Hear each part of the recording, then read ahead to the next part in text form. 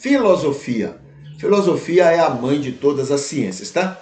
A filosofia é que nos ensina a questionar, a perguntar, a não aceitar as coisas do jeito que nos colocam, tá certo? O texto, e isso é divino. A Bíblia coloca que estava Paulo e Silas, se eu não estou enganado, estavam em Bereia. Estavam em Bereia pregando, e diz o texto que eles ouviram, gostaram do que Paulo falou, mas eles não ficaram só no gostar, não. Eles foram consultar na Bíblia se aquilo que Paulo estava falando era real, era verdade. Eles foram consultar, eles questionaram o que Paulo estava falando.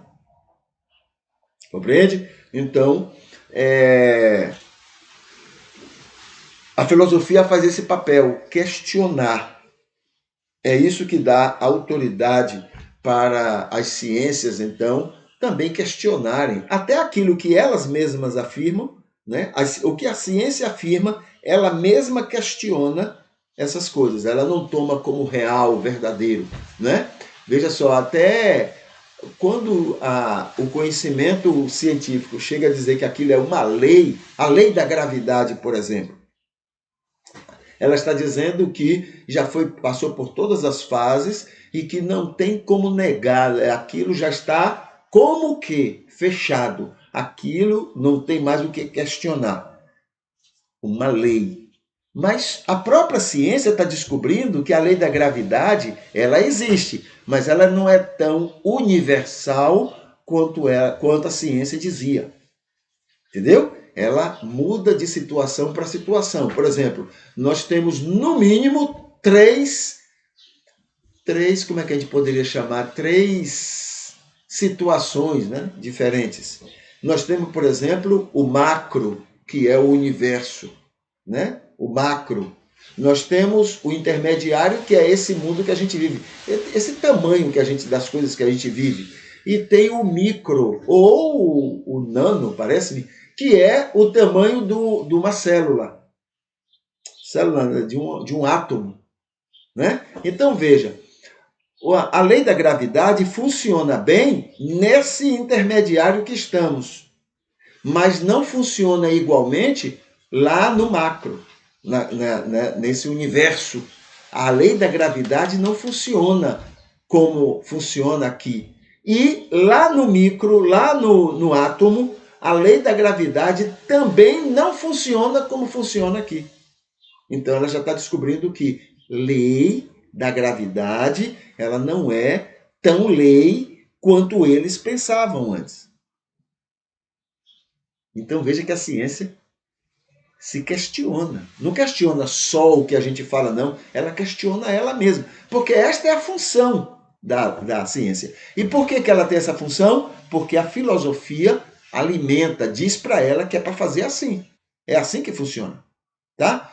Então hoje a gente tem aqui o seguinte, na filosofia falando sobre ela no aspecto histórico e agora na Roma antiga. Já vimos sobre ela na Grécia antiga e agora na Roma, né, antiga. Roma reconheceu e assimilou a literatura, a filosofia e o teatro da Grécia, mas logo desenvolveu o próprio estilo. Ou seja, a Grécia dominou o mundo até 320 alguma coisa. Depois o Império Grego foi dividido nos quatro generais de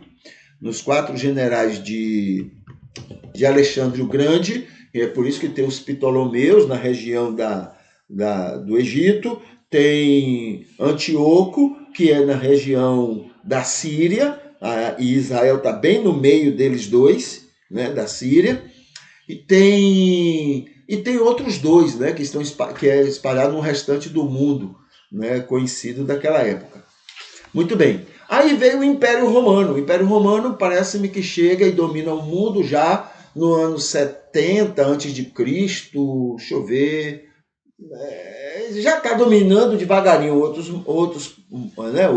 outras nações, mas chega a dominar o mundo totalmente, acredito, se não me engano, tá? 90 antes de Cristo, mais ou menos. E quando o Império Romano domina o mundo, encontra cultura grega já espalhada no mundo todo. Então ela absorve a cultura grega. Mas ela não fica só absorvendo, ela agora vai desenvolver uma cultura própria, Roma vai desenvolver uma cultura própria a partir do que conheceu da Grécia. Tá bom? Segundo, os romanos adotaram o hábito da leitura e da escrita, influenciados pelos gregos. Assim, a arte de ler, escrever e falar em público, que é chamado de oratória, se tornou essencial na educação dos cidadãos romanos.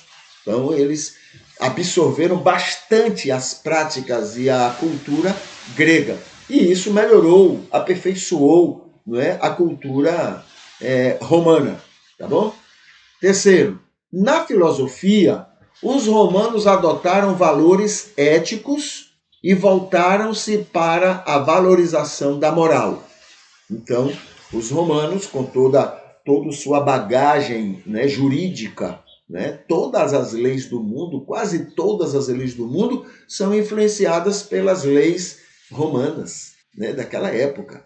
Então, eles já tinham essa visão de jurisprudência, essa visão jurídica das coisas. Então, quando encontram a cultura grega, a filosofia grega, eles então absorvem mais ainda, não é, a questão da ética e da moral, porque também são dois aspectos que vão melhorar, aperfeiçoar o mundo jurídico, tá bom? Deles e o restante de todos que foram influenciados por eles.